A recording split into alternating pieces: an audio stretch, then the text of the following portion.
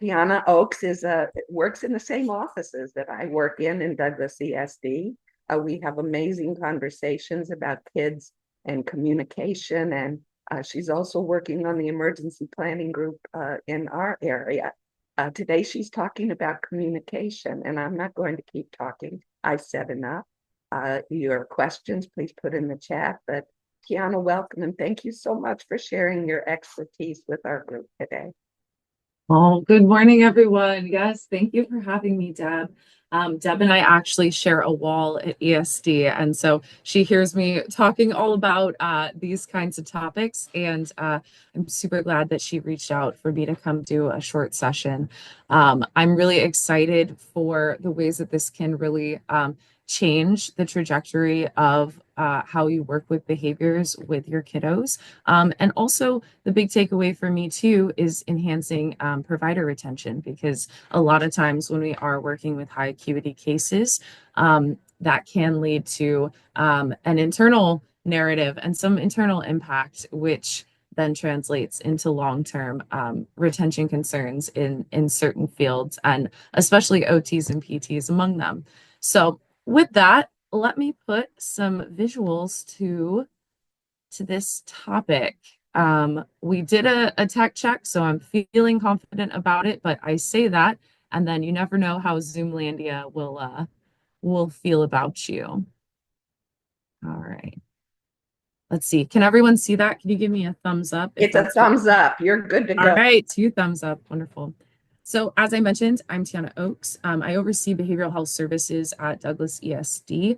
I do some trainings on functional behavioral analyses, and so I wanted to give you a little bit of the foundation and lead in to how we view behavior, and ways that that could translate. But I didn't want to get you down the rabbit hole. And so, like Deb mentioned, please feel free to reach out with questions. We'll try to keep them to the end, but I'll offer at the end of each slide if you need clarity or you're like, what is this lady talking about? I do want you to chime in because I want to make sure that you're understanding the flow of the content. But if it's a general question or a specific question about a student, we will have that time, like she mentioned, for Q&A and a little bit of time for actually some practice and conceptualization of how you can use these skills.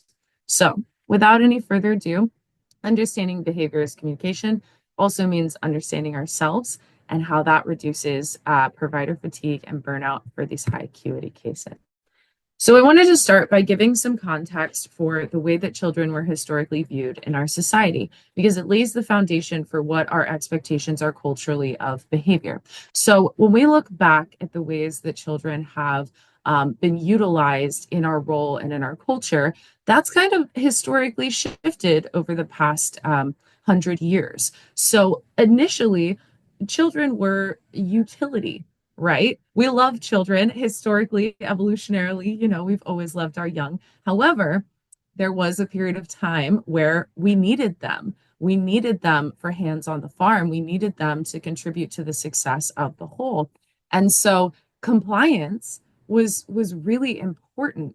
And we really needed to make sure that they knew what they were doing, that we had those additional hands, and that they could contribute to the success of the whole. Similarly, within the family structures of how children's roles were utilized at the time, it was mirrored in the ways that, apologies, I got a frog in my throat this morning. It was mirrored in the ways that society saw children in an educational capacity, right?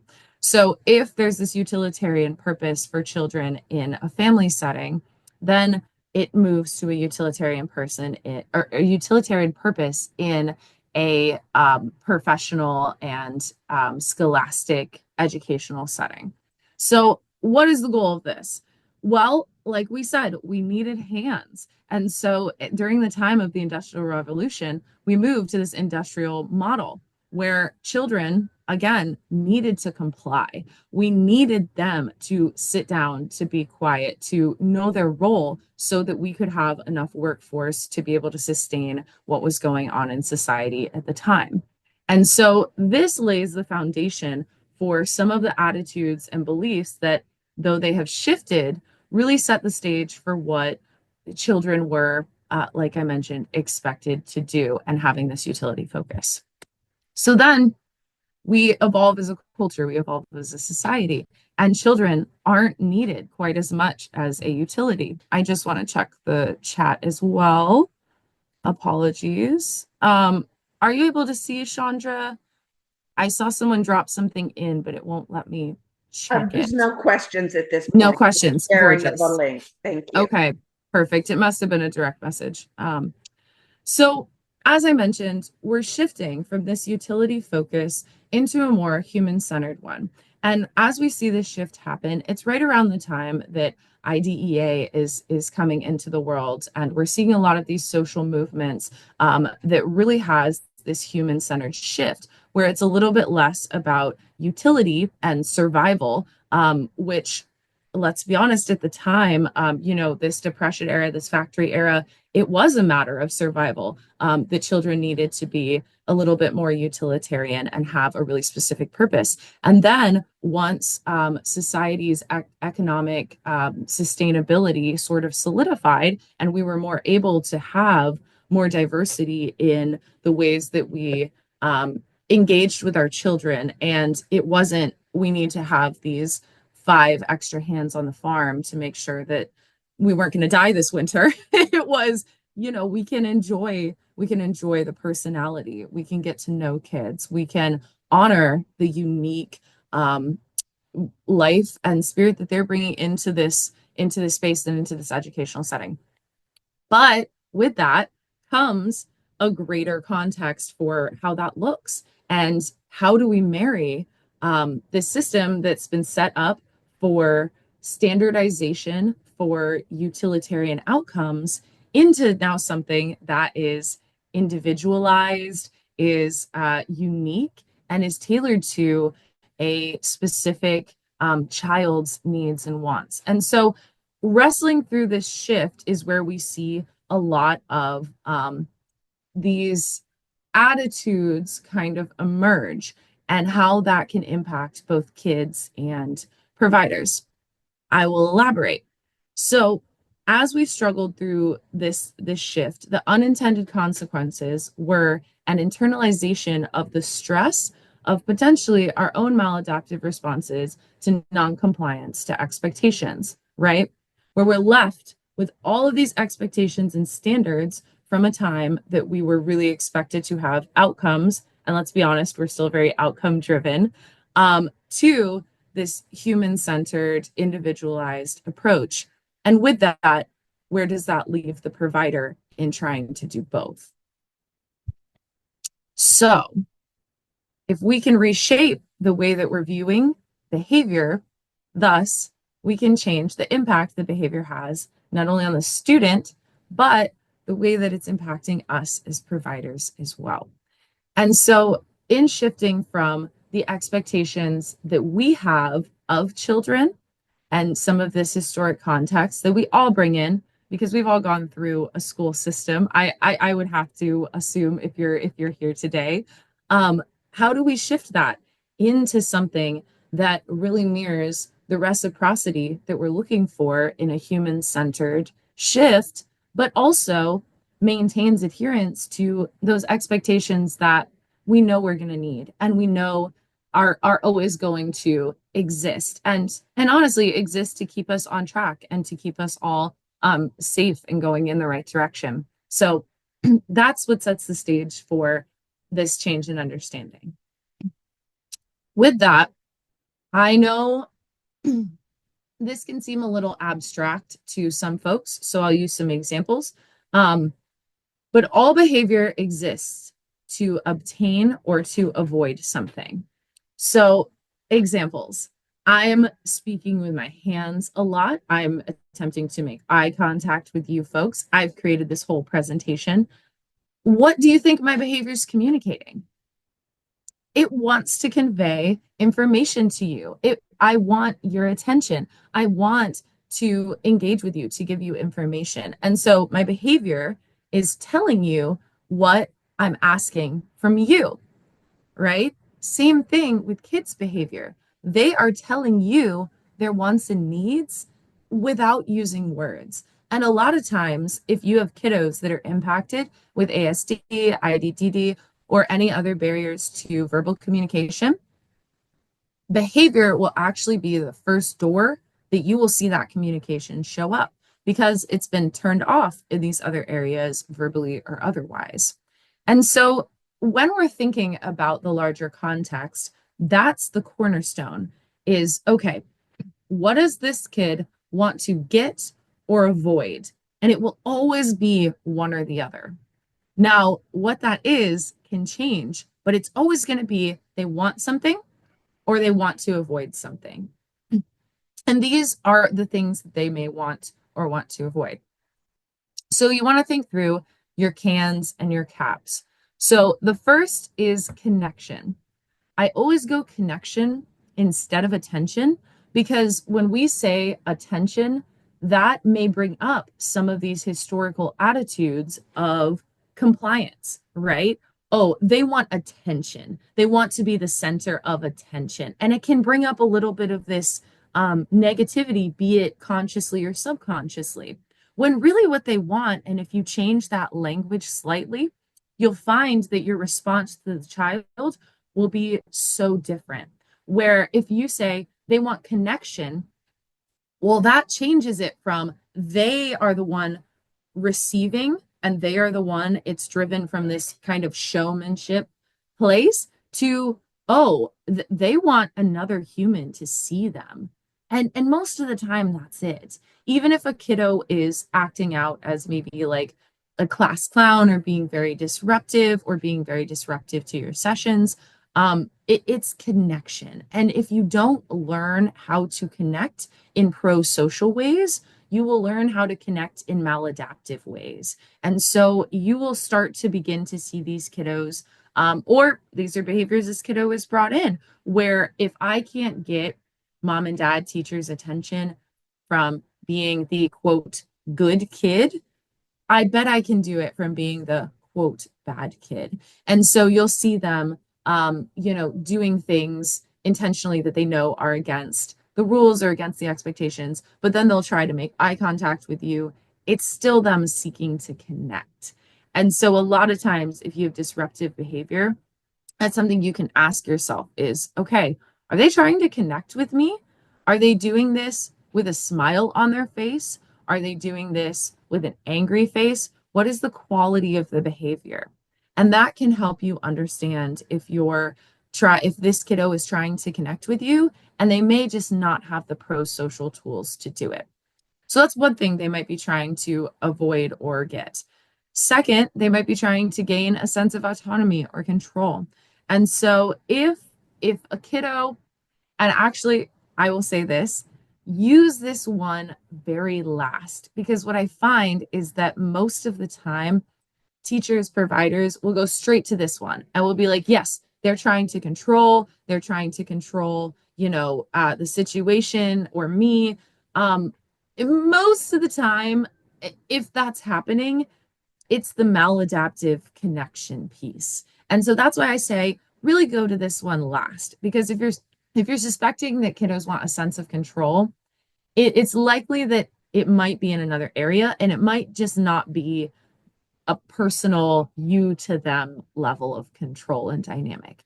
So that's where we really want to look at the narrative that we are bringing into it and how does that match up to what we're observing in the kiddo. So similarly, preferred, non-preferred activities. This is a classic one. You see this all the time where kiddos are really interested in something or really not interested in something. And a lot of times that mirrors their level of academic functioning in an area. So if you're trying to work with a kiddo with manipulatives, they may associate those manipulatives with math, and math may be a weak area for them. And so there might be reasons that preferred or non-preferred activity is resonating with them in a way that you're not seeing. And it might just be that adjusting the way you're approaching it makes all the difference.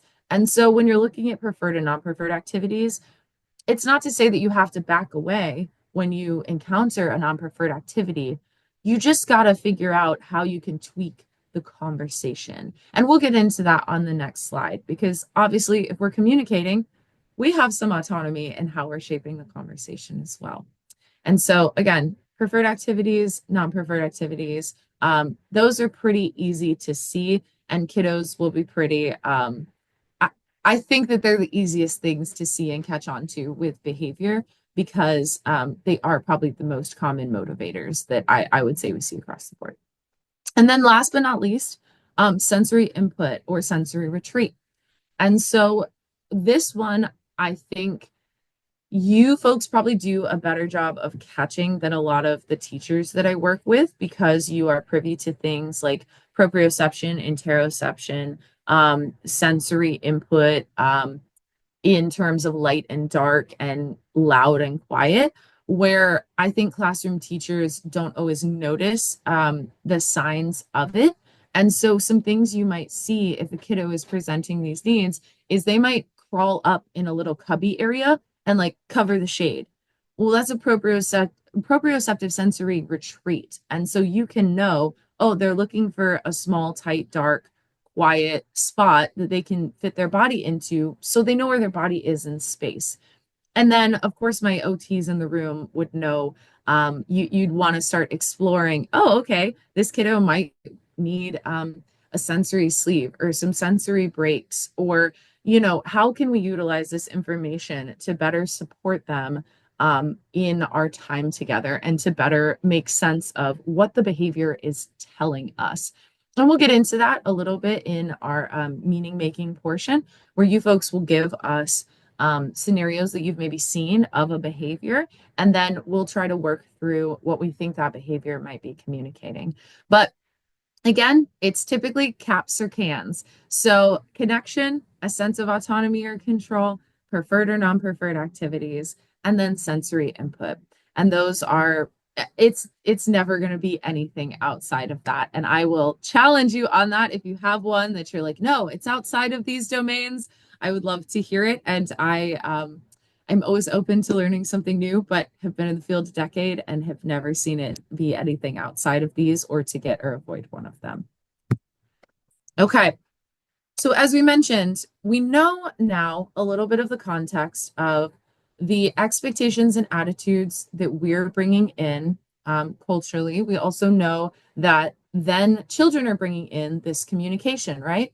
And so we're setting the stage for a conversation where we have adult expectations, but we also have child needs, wants, and communications. So how can we then, being with this child in this space, you folks not as like the primary line for behavior intervention, but I have definitely sat in sessions that I know it impacts every provider on that case.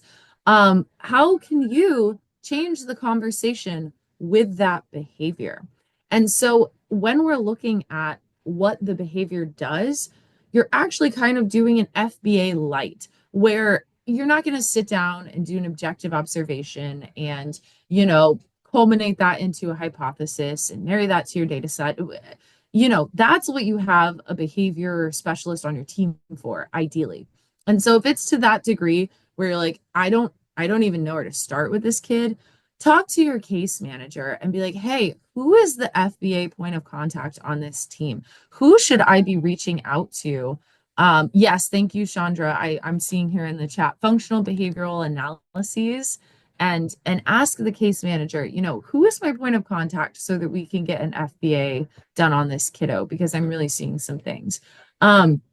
Similarly, if you have a really robust district and you're like, I never see this kid's case manager and I don't even know who to ask about an FBA, your two jumping off points can always be the SPED teacher, which I'm sure you connect with often, but ask specifically about a behavior support plan. And if they already have a behavior support plan, you don't have to reinvent the wheel here. And so you can at least get that much further of an insight into what we need to do to scaffold this student's success rather than having to start from scratch. The ones I feel like folks struggle with the most is when we're waiting on some sort of formal evaluation or an FBA to be done. And providers are just kind of left in this limbo where they still need to engage with the kiddo, but they're not really sure what that needs to look like. So The Cliff Notes version is there are some simple things you can try. And let's be honest, even after kids have VSPs and FBAs in place, it's not a perfect magical aha, that child's behavior is perfect now and they can sit down and they're doing the full sessions with me and amazing. So even after you have those cornerstones in place, there's still going to be a little bit of that push and pull that we can support in, and we can make sure that there's continuity in. So I feel like if we're able to look at what happens before or after, and apologies, I'm checking the chat here. Okay, perfect. Yes, implementation is the best, is the most important, but also the best thing to focus in on. So when you're looking at the application of the antecedent or the application of the consequence, the biggest thing to note is, did it actually change the behavior or not? If what you're doing is meaningful, it should immediately change the behavior the very first time. Now, that change won't be sustained necessarily. You're going to ebb and flow, and then you're going to see a spike 6 weeks in.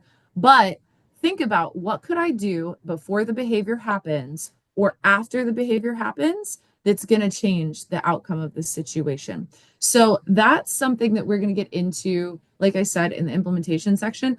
But think through some difficult behaviors you've seen, and then I'm going to ask you, what do you think triggered that behavior? What do you think they wanted? And what could we change to still give them what they want to some degree, but we want to change and reframe the outcome? And so as we're looking at this, the goal of the communication style is actually to still give them what they want to some degree. I know that sounds mind-blowing, but we want to give them what they want in ways that are still effective for us as providers, that don't tip off the balance of what we have to give as a care, as a provider. So, like I mentioned, there we go. So like I mentioned, the real consequences, oftentimes we may think of as a sense of justice, as a sense of compliance, as a sense of expectation. But again, that's a lot of the sociological and cultural things that we are bringing into this narrative because of the ways that our systems have societally historically been set up. And so a lot of times, and I will be the first to admit that I'm guilty of this, when a child is not complying, this culminates to, I need to get that child to comply. They need to do what they need to do, because little do they know that this, bilateral leg, whatever you're doing in your PT session is going to help them with their mobility, but they don't know that. They're 4 years old. And so how can we shift that understanding where we might cognitively understand it, but what we're bringing in may still emotionally have an impact, even if we're not present to it? So with that, I really want to get down a rabbit hole here, but I won't. Think about, what is the kiddo really getting from the consequence of the behavior? And most of the time, it is connection. And most of the time, it is autonomy in meeting their needs the way that they feel they need to. So with that, let's open it up to some application. And then I do have, and I just want to show you folks what we're going to marry it into, looking at how we can change our own perceptions of the behavior and how it can actually reduce our risk for long-term burnout. And so I just want to say that, just to be mindful of the time, because I could talk to you folks all day about this. And so let's spend about 5 or 10 minutes here. But I'm really hopeful, if someone is feeling confident and brave today, this is a safe space to discuss some of these things. And it doesn't leave this session. But I am curious if, oh, and the other piece too, please keep names confidential or potentially identifiable info. So if you're like, oh, that little redhead girl that's a 5th grader over at Jolene, not for this session, but you could always say, I have this middle school student who's presenting X, Y, and Z. And that's still a safe way that we can have this conversation, and at least potentially give you some jumping off points through a line of questioning about what might be going on. So with that, do I have any brave volunteers that would be willing to talk to me about behavior that they have seen that has maybe had them a little bit stumped?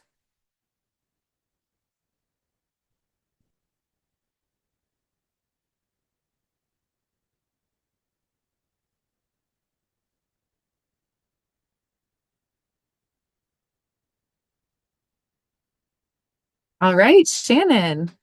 I got crickets. I guess I'll jump in. Um, I've been coming across a handful of students that I feel like almost any pressure, any demand that's put on them triggers an avoidance reaction. Mm, And I would say, oh, hi, Joey. Sorry, I would say for me, those are the most challenging. So how do I build that capacity to really like follow directions? And I see it from kindergarten all the way to age 22. I think of it as, I don't know, struggling with pressure or demands. yeah, yeah, absolutely, Shannon. I'm actually so glad that you brought that to the group today, because I feel like that is a really common one that we see. And I would challenge you that I think that a lot of that does have to do with kind of the culture shift that we're seeing at large, where we went to school during a time where yeah, it was that utility focus. And so now we're seeing these kids who even in their home lives the utility focuses change in every spectrum. And so, you know, when when it's not reinforced on the family side, it does make it incredibly difficult to bring it into the school side. Not saying that this kiddo's family isn't, trying. I like to assume that we're all playing the best we can just with the cards we've been dealt. So an easy one that you can do for kiddos that are struggling to get into a routine is essentially turning up. I like to kind of equate it to turning up the heat slowly. And you don't see it boil all at once, and then all of a sudden it does. And so what I would do is break it down into timed chunks. And I would, if you have a visual timer, set the smallest amount of time being like 5 minutes.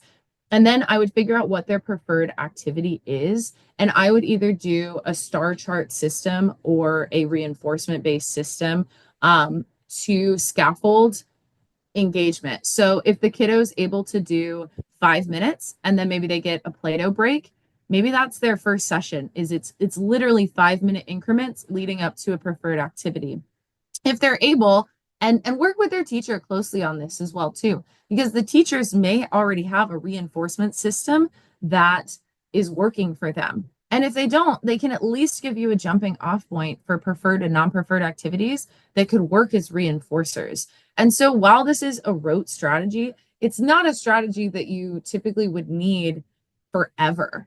And what is nice is if you're able to, and I always hesitate to give this to providers that aren't like mental behavioral health providers because it becomes, how much time do you want to spend on it? But you can talk to the kids about what you're observing. Hey, I saw you sat here for 5 minutes and now we're able to take our Play-Doh break for 5 minutes. That's really cool because it means that your brain is working so hard. I knew you could do that. And then after, 6 weeks of doing the 5 minute increments, you can amp up the reinforcement cycle. Now, the reason I say walk with your teacher or your special educator on this is if you come in with a new reinforcement expectation that that kiddo has never had before, it might throw off the classroom environment. And so what we want to be able to do is how do you encourage it with teachers who don't see the point in star charts? Oh my gosh, that's a great question. So that's why we want to work with them. And we really want to make sure that we're walking hand in hand with what the provider is or what the teacher already has in place and what the provider is planning to bring in to make sure that that aligns. So ultimately, if you decide to use a reinforcement schedule in your sessions, that expectation can be married just to your sessions, where you could always talk to the teacher about, like, when they're with me, this is what they do so that I can make sure I'm able to, um, you know, move that hip around the way I need to in my physical therapy session. I apologize. I know very little technical terms of what you're doing in those sessions. But point being, that can be contained just to the expectations with you. That doesn't have to translate to the general education environment. However, the teacher does need to know you're doing it. And I do think that's a conversation that would be really fruitful, because the considerations around external reinforcement are, well, there's a couple different ones. One, self-esteem. We do like to keep the motivation intrinsic, and we like to have a social emotional lens, because ultimately we don't necessarily want kids moving through the world thinking, when is my next gold star, when is my next raise, when is the next.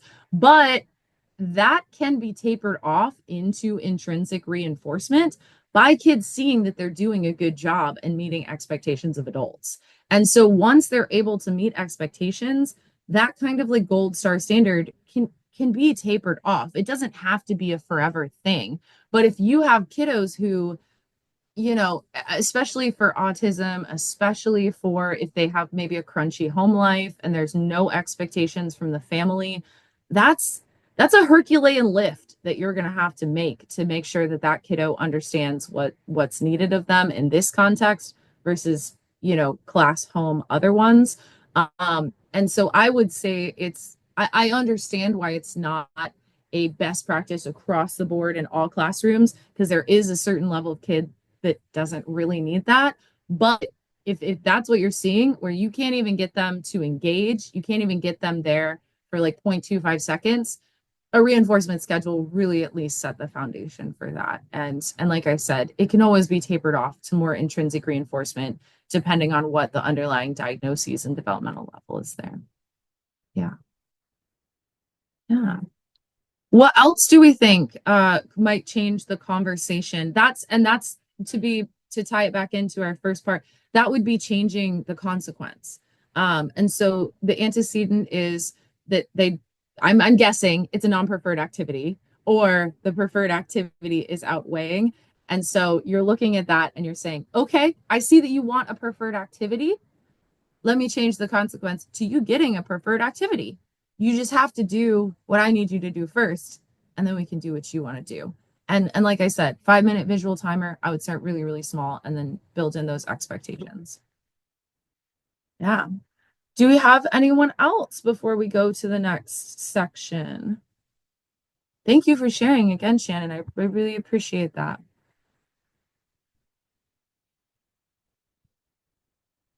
Yeah. Perfect. All right. I'm not seeing anything else in the chat. Going once, going twice. Thank you so much. I appreciate. Oh, and we do have some visual timers. Yes. Thank you, Chandra. And again, it's not a perfect, there's a reason why I still, and I suspect will always have a job, because you can try your best to get the perfect reinforcement schedule. And it's always going to be a conversation. And that's why I frame it like that, is because if you can start seeing it from the lens of, what am I communicating to this child through not only my feelings, behaviors, and affect, but what is that child then communicating back to me? We can see the reciprocity at work, and it gives a little bit more mental flexibility to say, this isn't a set thing. This isn't a thing that is inchangeable and movable and is not therefore going to, it's going to consistently be the struggle. It's something that is changeable, and it's something that can evolve and can soften over time. So, there we go. So I want to talk a little bit about your field specifically. So in looking at the statistics, there is some data dating back to really Y2K era, looking at how your fields of PT and OT actually burn out a bit more quickly than other medical professions and other providers. Now, I suspect that one of the things that they looked at was patient stress. And one of the things that I find really interesting and was a meaning-making moment with me is that I feel that you folks, well, it's not even a feeling. I observe that you folks are almost always working with people who are in pain. And that includes the kiddos you work with. They're in some type of pain where either their mobility is limited or redacted, or it, for occupational, I mean, that could be, it could be a kiddo that's overwhelmed every day just walking through the world. Um, and so knowing that even in the best of circumstances, the happiest of kids, the happiest of patients and clients, that you folks are still dealing with high acuity through the lens of these people are in pain. They're going to be bringing in some presenting problem, even if it's not a visible one, even if it's not the ones that we would most typically think of. And so when you're thinking about yourselves, I really want to encourage that when you move through the day, you have a point to check in and that you're regularly doing these check ins, if not daily, then weekly, and if not weekly, then monthly with yourself to do kind of internal thermometer checks of what is the consistency of your work habits? What is the attitude that you wake up with and bring in the morning? What is the level of procrastination that you're seeing yourself have towards your tasks? And then some of these bigger things like sleep or appetite changes, and really tuning into, whoa, if this is happening, what does this mean for me? And how can I be present with maybe the space I'm in my career? I don't know if all of you are similar to me, where I was an essential worker all the way through COVID, went straight into a managerial administrative seat, and didn't really get that same hanging out at home time that a lot of other people did. And so for some people, that burnout may be carried in all the way back from COVID, where you weren't able to set it down. And you were one of the people at home, but you were at home with like 3 kids and trying to work remotely to get this 7-year-old to do their like OT exercise. And who is that benefiting at that point? So the reason why I want to bring this into focus is I think a lot of people actually brought in burnout into this next chapter after COVID and may not even know it, because it really is so subtle in the ways that it manifests. And it really starts with internalized behaviors, thoughts, and attitudes. And that's really the seeds of where we notice it. And then the bigger behavior changes are typically when people go, whoa, is going on here. And so that to say, know that you're not alone, that this field is very wrought with, we're working with the most vulnerable peoples, and we're working with the peoples who need, some additional support, oftentimes not only on an educational or medical level, but sometimes on a sociological level as well, where they might have, stressors, ACEs, adverse childhood experiences that we might not see. And so anytime we're doing human caregiver work, we're holding a lot for people. And a lot of times we don't even know we're doing it. So when we realize that we're holding all of this emotional energy for other people and all of this understanding and seeing other people where they are, that can really lead to understanding our own behavior as communication as well. Where, like I mentioned, we as adults are not exempt from this behavior model. Everything that we do is to gain or avoid something. And it's going to be to gain or avoid those exact things where we all want connection. We all want autonomy or a sense of control, preferred or non-preferred activities. This is one of my preferred activities. And so that's why I'm seeking this out. And again, sensory input. So when we're looking at ourselves, it becomes a little bit more difficult because we might not always realize, and Shannon, to your example, the way that that behavior might be impacting our internal experience, right? Because if you have a kiddo where you've set up this like beautiful session and you're like, ooh, I can't wait to like hurdle this next goal so that they're more able to eat independently, or whatever it is that you see this vision in your mind, and you have this goal and outcome, and then the kid comes in 0.25 seconds, they throw the timer on the table and they run to the end of the room and they're just lapping the room. What is that experience on you as an adult? That can be a little demoralizing, right? And then you have 3 sessions like that back to back, and you're like, do I quit? Do I like leave the building right now and not return after lunch break? What do I do? Luckily, I hyperbolize. I've rarely seen to that degree of difficult sessions back to back, but the core feeling, the thought, the impact is still there of, oh my gosh, ugh, what am I gonna do with this kid? What's going on here? And it can still, it still has a violation of that expectation that we're bringing in, right? Of that outcome, of that goal focus. And it's really easy to, it's really easy to misunderstand that behavior as, and not even, I want to change that language, because it's not even that you're misunderstanding. I think most of us do cognitively understand. It's that we're misreceiving, and that the here understanding doesn't always translate to the here understanding. And so what we can do to recognize the impact is, most of the time we move through the world through 3 doors: either our behaviors, our thoughts, or our feelings. Some people have a constant running internal narrative where it's literally like a storybook in their mind, where they have a manager who's pretty much saying to them at all times, okay, here's what I think we're going to do with this kid. Next, I think we're going to do this. And it's a very linear, it's a train of thought. Other people have admitted they don't really have that manager there.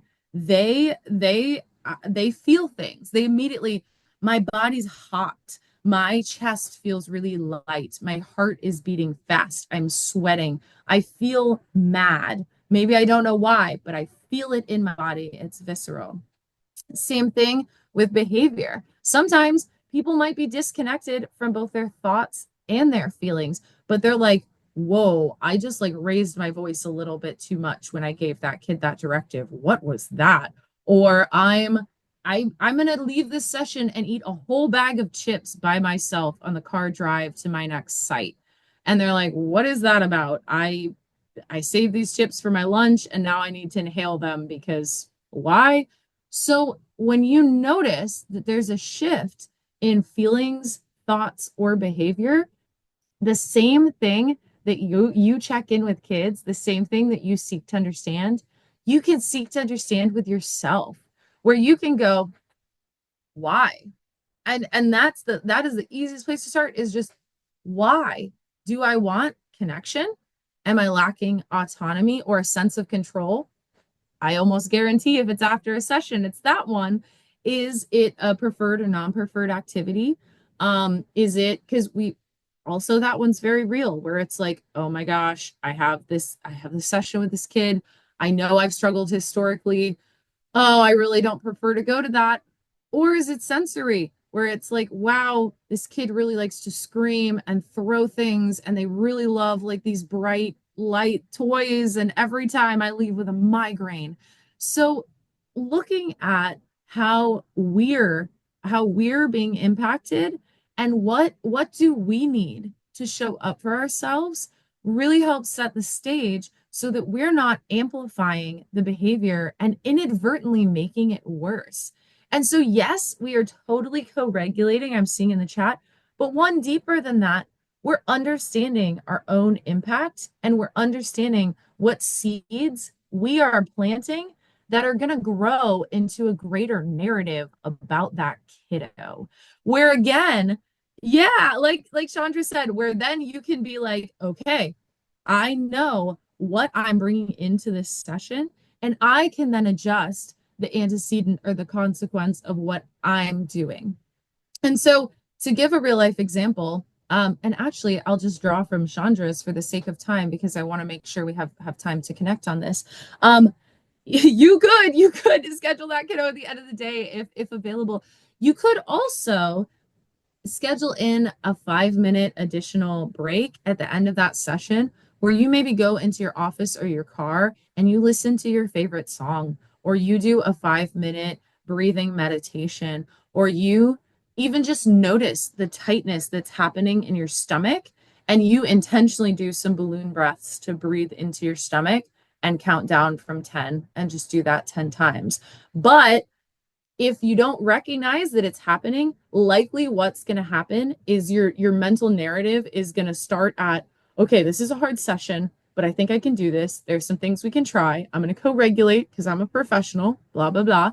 And then session 2, all right, it's still not working. I'm not sure what's going wrong. And the tightening, the tension is just increasing. Maybe not externally, but internally. And so your narrative is building, where you're building a what's called mental schema, but what is technically a neural pathway around the meaning of that experience. And you're starting to tell yourself, whoa, this is an inherently negative experience that I'm about to go into. And that is what can lead to some of these narratives of hopelessness, helplessness, burnout, and increased fatigue is really that what's happening within, not necessarily what's happening without. Absolutely. And I would agree, Deb, that's across the board. That's in anything that you do. I always joke, put the oxygen on yourself first, because even if someone's being really crunchy with you, you still have an opportunity to change that conversation. You still have an opportunity to say, okay, what is that person's crunchy email bringing up for me?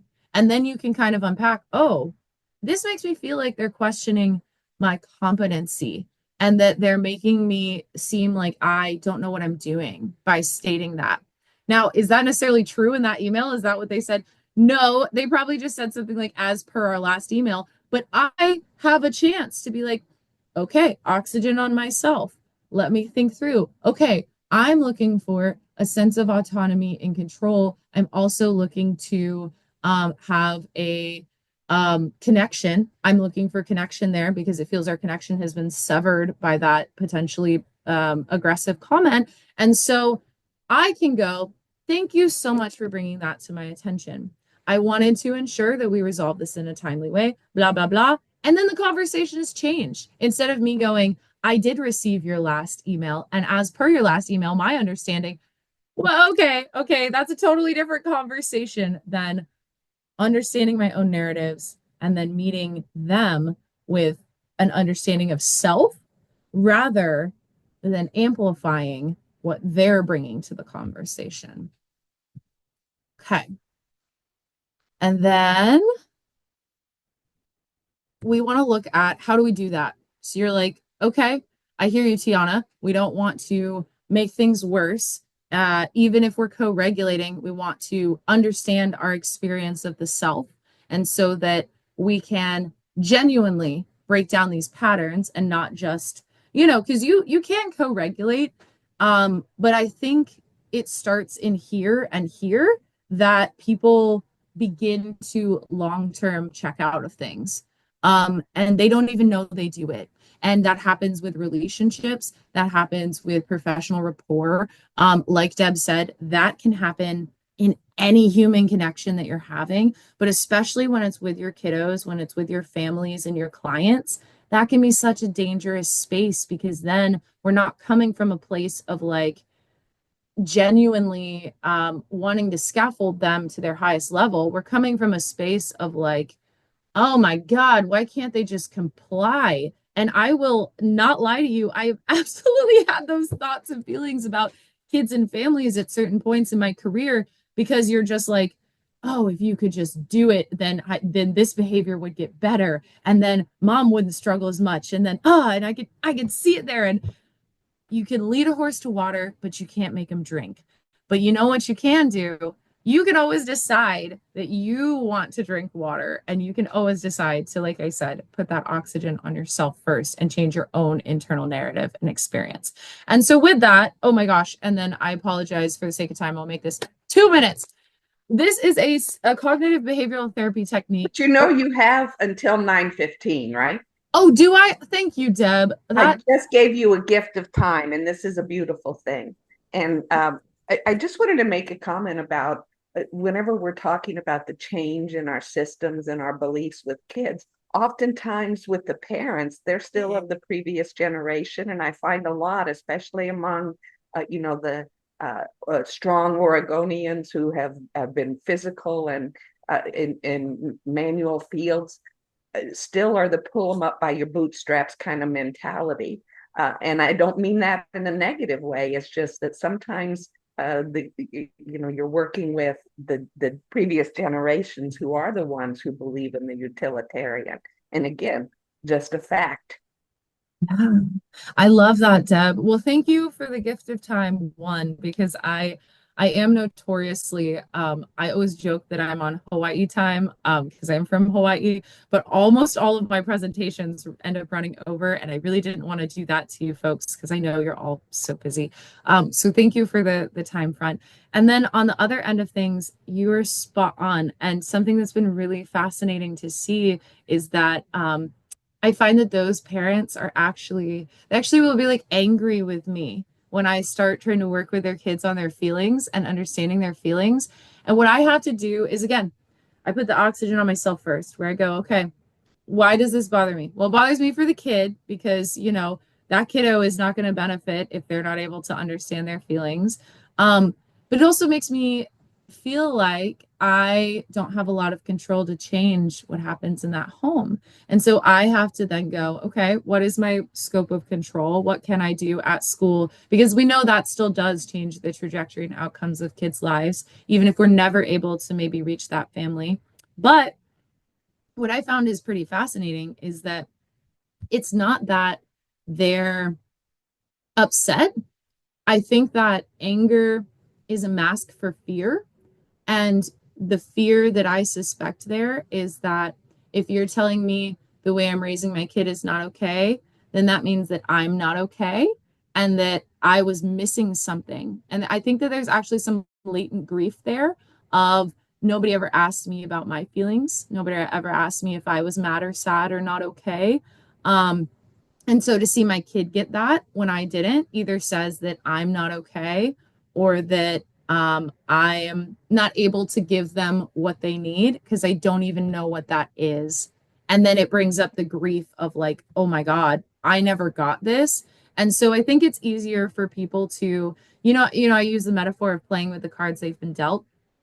A lot of times it's easier to justify those cards that you've been dealt than to try to say what I got wasn't enough and it wasn't maybe good for me. Because then we'd have to admit that we're flawed, right? We'd have to admit that we're potentially weak. And a lot of times that's a whole other Echo Ties session. And it could be another rabbit hole, but just to say too, that when we look at all of the different cultures that we work with, to assume that another person's cultures is okay with opening up to people. I'm not even going to share with you. You're invading my privacy. But anyway, move forward. I'm just saying. Oh, stating the obvious. That's no, it's good. It's good. Well, and it's good to know because what you're laying the foundation for, Deb, is then it changes the conversation with that person, right?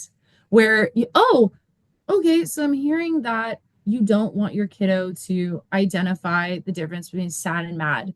Can I ask why? And they don't need it. I didn't need it. Blah blah. Well, okay, I hear you in that.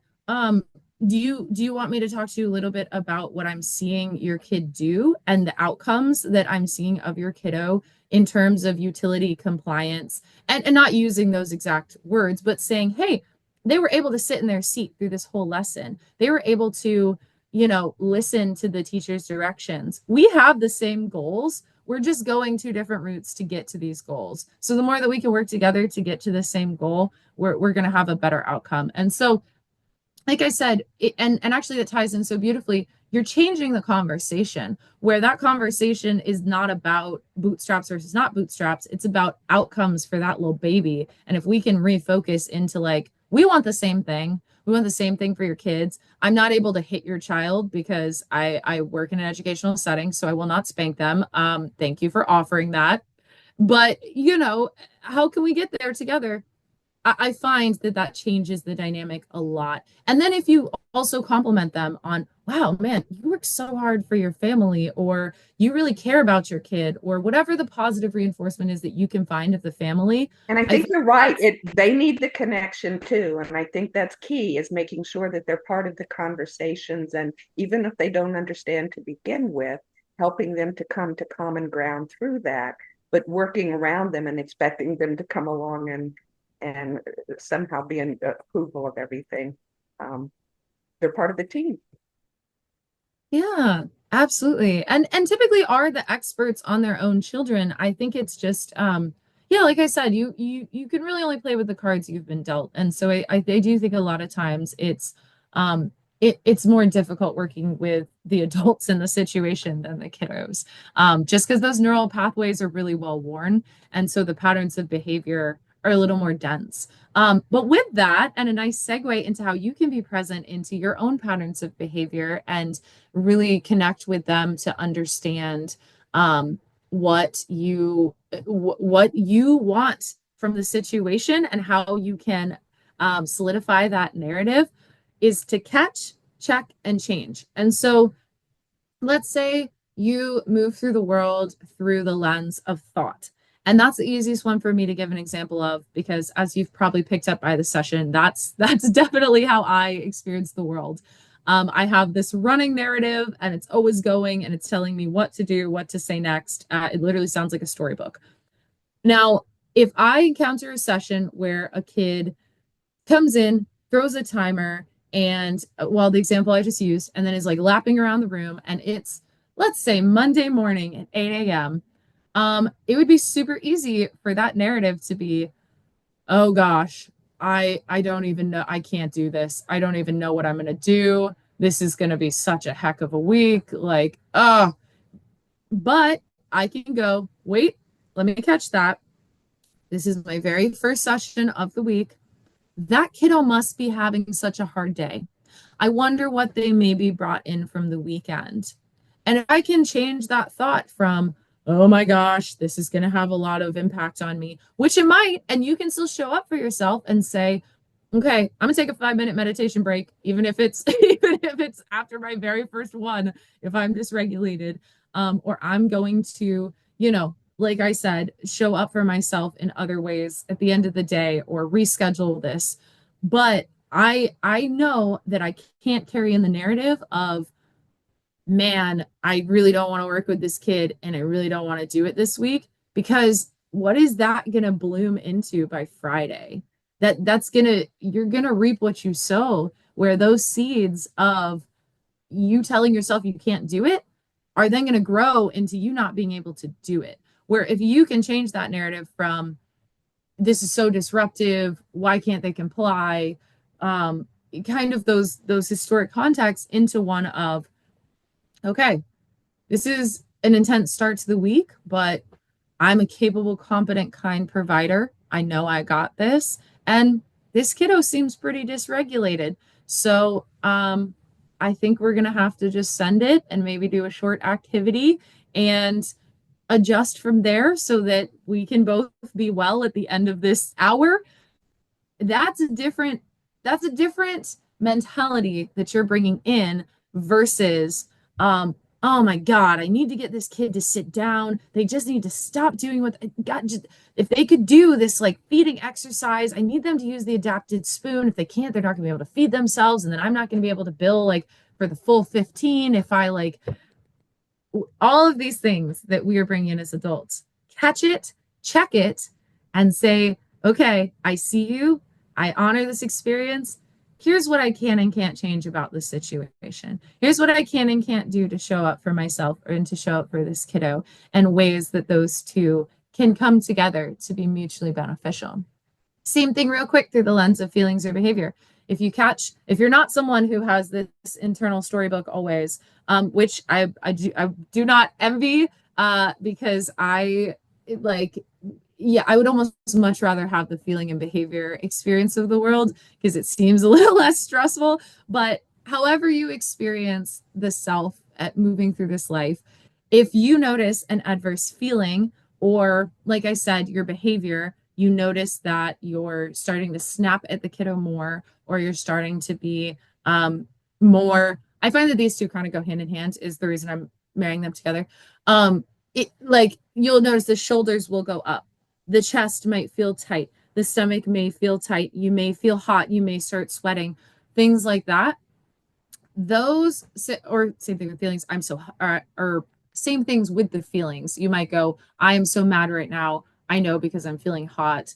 Things like that. So if you're a somatic person and if you have an externalized experience, the best thing you can do is pause and literally just stop everything you're doing for just a second. Because if you just stop and just sit quietly at a table for like 30 seconds and take a couple deep breaths to reset, I promise you that co-regulation is going to bring the energy down. And then you can come up with a plan. You can reassess and say, okay, here's how I think I want to try to re-engage with that kiddo. And then you can come back to it.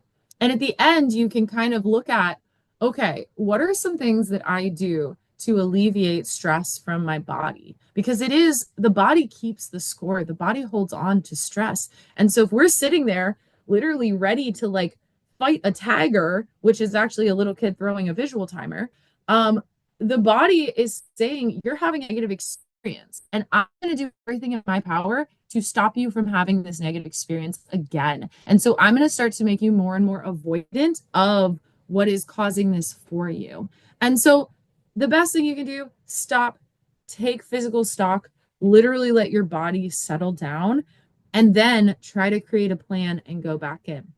What you should probably do before and after your sessions that day, that week, on a time that's convenient for you, is look at what are some somatic things that you can do to quickly get energy out of the body. Some things that I've seen really have some awesome effects: progressive muscle relaxation. I've seen folks that have the little walking, like, you can just like walk anywhere in the world, but there's like walking desk things. But if you physically like move your body, it will literally signal to it you have outrun the response that you are scared of in fight or flight. And so figuring out what are my somatic ways that I can calm the body. Maybe it's a head massage, maybe it's a physical massage, but you want to figure out how you can show up for yourself.